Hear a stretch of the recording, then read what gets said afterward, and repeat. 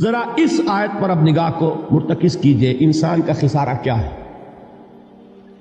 دیکھیے، سب سے پہلے میں آپ کی توجہ دلاؤں گا، ذرا آنکھیں کھول کر قلب حساس کے ساتھ نوع انسانی کا مشاہدہ کیجئے، کیسے کیسے دکھ، کتنی تکلیفیں، کتنی محنت، کتنی مشقت ہے جو ہر انسان کا مقدر۔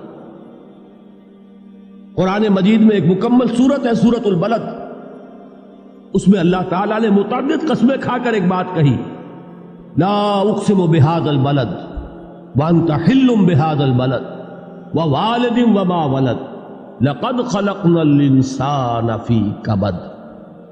ہم نے انسان کو مشقت ہی میں پیدا کیا، یہ مشقت ہر انسان کا مقدر ہے۔ لوگ گھروں کو چھوڑ کر آئے ہوئے ہیں، کہاں کہاں انسان جاتا ہے، یہ اس دنیا میں محنت اور مشقت۔ ہاں، ایک مغالطہ ہو جاتا ہے کہ شاید یہ محلوں میں رہنے والے جو ہیں انہیں کوئی مشقت نہیں، انہیں کوئی دکھ نہیں، حالانکہ حقیقت یہ نہیں ہے۔ جو جتنا امیر ہے آپ دیکھیں گے اس کی جسمانی مشقت کم ہے، ذہنی کوفت زیادہ ہے۔ ٹرینکولائزرز کی انہیں ضرورت پڑتی ہے، انہیں سیڈیٹیوز چاہیے، خواب آور دوائیں مزدور کو نہیں کبھی ضرورت پڑے گی۔ وہ 8 گھنٹے کی محنت کرنے کے بعد احساس ہوتا ہے کہ وہ صبح ہی کی خبر لے گا۔ اور یہ وہ لوگ ہیں کہ جن کو ہپنوٹکس، خواب آور دوائیاں، سیڈیٹیوز، مسکن ادویات، یہ سارا لیبلیم اور یہ ویلیم اور یہ فلاں اور یہ فلاں، یہ کن کے ہاں جاتے ہیں؟ ذہنی سکون اور اطمینان انسان کو حاصل نہیں۔ کسی کی جسمانی مشقت ہے، کسی کی ذہنی مشقت۔ میں آپ کو یاد دلانا چاہتا ہوں مہاتما گوتم بدھ کا معاملہ۔ 30 برس کی عمر میں کپل وستو کا شہزادہ محل کو چھوڑ کر نکل گیا، جوان بیوی کو سوتا ہوا چھوڑ کر گیا، شیر خوار بچے کو چھوڑ کر گیا۔ راجدھانی میں رہنے والا محل کا باسی، جسے یہ معلوم ہے کہ باپ کے بعد مجھے یہ سلطنت ملنے والی ہے، کیوں گیا؟ کبھی کبھی آپ نے سوچا؟ اس نے انسان کے غم اور دکھ کا مشاہدہ کیا۔ اس نے دیکھا کوئی اندھا ہے، ٹھوکر کھا کر گر رہا ہے، کوئی والدین کھڑے ہوئے رو رہے ہیں اور ان کی نگاہوں کے سامنے ان کا نہایت محبوب بچہ دم توڑ رہا ہے اور وہ کچھ نہیں کر سکتا۔ اس نے سوچا یہ صدمہ کیوں ہے انسان کا، یہ دکھ اس کا مقدر کیوں ہے؟ اس صدمے سے، اس دکھ سے نجات پانے کی بھی کوئی شکل ہے کہ نہیں؟ انسانوں کی ایک عظیم اکثریت، شاہ ولی اللہ دہلوی رحمۃ اللہ علیہ کے الفاظ ہیں کہ وہ لدو اونٹ اور کولو کا بیل بن کر زندگی بسر کرتی ہے۔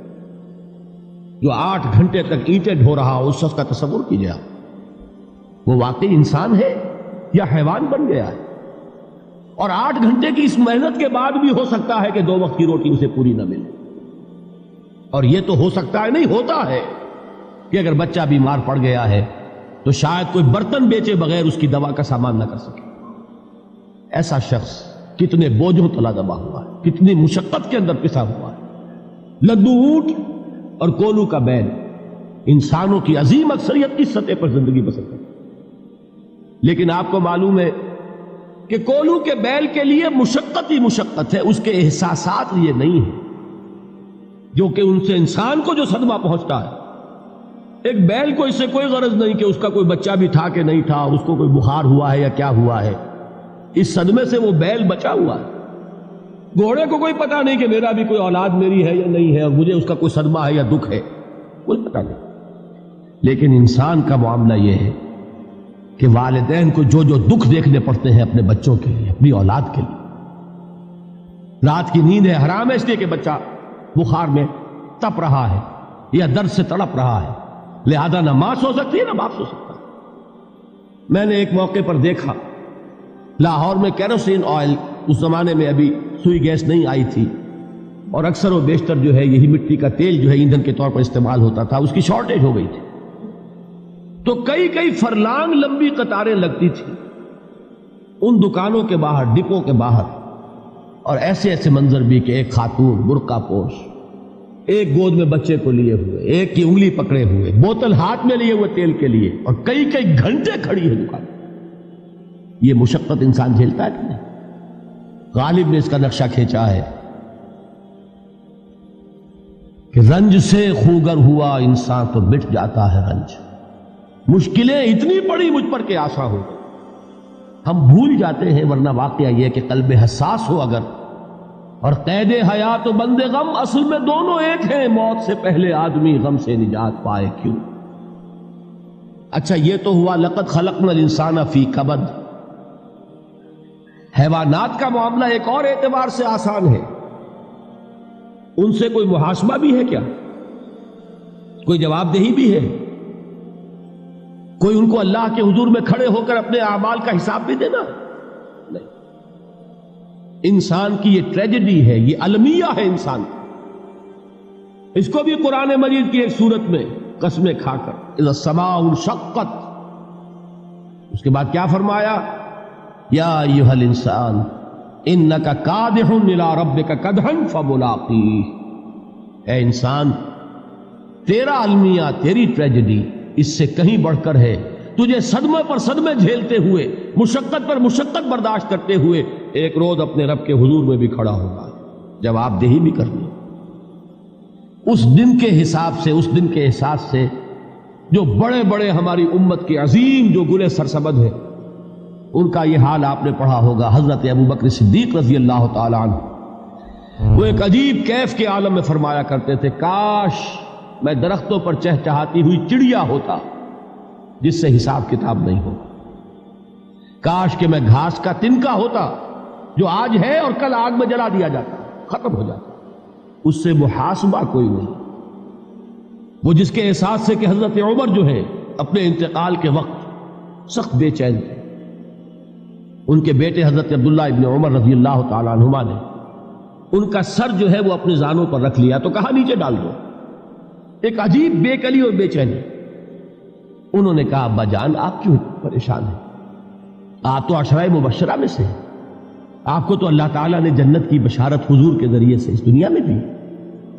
حضرت عمر فرماتے ہیں کہ خدا کی قسم اگر قیامت کے دن عمر برابر سرابر پر چھوٹ گیا تو بہت بڑی کامیابی تصور. یہ احساس جن کو ہوتا ہے. حضرت علی کا حال کیا ہوتا ہے؟ ابھی جو آپ نے حافظ صاحب سے سنا، یہ حضرت علی کا معاملہ ہے کہ ایک تیر پیوست ہو گیا تھا، کسی طرح نکل نہیں رہا تھا. حضرت علی نے فرمایا کہ اچھا چھوڑو مجھے، میں نماز کی نیت باندھتا ہوں. نماز کی نیت پڑھتے تھے تو لرزتے تھے، کانپتے تھے. کس کے سامنے کھڑا ہوں اور کس کے سامنے مجھے ایک دن جواب دہی کے لیے کھڑا ہونا ہوگا. لن تزولا قدم ابن آدم، حضور نے خبر دی ہے ابن آدم کے قدم ہل نہیں سکیں گے. جیسے مجرم کھڑا ہوتا ہے کٹہرے کے اندر، اس کٹہرے میں سے ہل نہیں سکو گے حتی یسأل عن خمس، جب تک کہ 5 چیزوں کا حساب نہ لے لیا جائے. وہ 5 چیزیں کیا ہے؟ کان کھول کر سنیے. عن عمرہ فیما افناہ، عمر کا حساب دو. یہ 80 برس اور 70 برس ہم نے تمہیں دنیا میں دیے، کہاں ضائع کیے؟ وعن شبابہ فیما ابلاہ، اور خاص طور پر جوانی کا دور، امنگوں کے دن، ولولے ہوتے ہیں، قوت ہوتی ہے، توانائی ہوتی ہے، آدمی چلتے ہوئے زمین پر پاؤں مارتا ہے، قوت جو ہے وہ اپنا اظہار چاہتی ہے. یہ جوانی کہاں گلائی؟ حساب دو، ایک ایک لمحے کا حساب دو. وَعَن مَالِهِ مِنْ أَيْنَ اكْتَسَبَهُ وَفِيمَا أَنْفَقَهُ، ایک ایک پائی کا حساب دو. مال کا کہاں سے کمایا تھا، حلال سے کہ حرام سے، اور کہاں خرچ کیا تھا، گل چھروں میں، عیاشیوں میں، یا نیکی کے کاموں میں، ادائے حقوق اللہ کے دین کے لیے. 4 سوال ہو گئے. 2 زندگی کے بارے میں، ایک زندگی پوری بحیثیت مجموعی کہاں کس کام میں لگائی، اور خاص طور پر شباب کا دور کہاں لگایا. 2 سوال مال کے بارے میں، کمایا کہاں سے، حلال سے کہ حرام سے، جائز سے کہ ناجائز سے، خرچ کہاں کیا.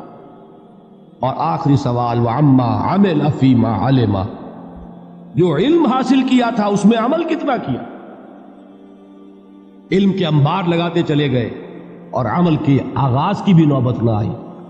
یہ علم جو ہے یہ اس روز سب سے بڑا وبال بن جائے گا. اتنا علم اور عمل کچھ نہیں، بجائے کہ کریڈٹ کا ذریعہ بنے یہ الٹا ڈیبٹ کا کھاتہ بن جائے. یہ جواب دہی کا احساس ہے کہ جس کی وجہ سے انسان کی ٹریجڈی جو ہے وہ دوہری ہے. کوئی حیوان اتنے بوجھ تلے نہیں. مشقت کی، محنت کی، اس زندگی میں ختم ہوئے، اس کے بعد کوئی محاسبہ نہیں. اس کو بھی غالب نے خوب کہا ہے کہ اب تو گھبرا کے یہ کہتے ہیں کہ مر جائیں گے، اور مر کے بھی چین نہ پایا تو کدھر جائے. یہ ہے وہ ہیومن ٹریجڈی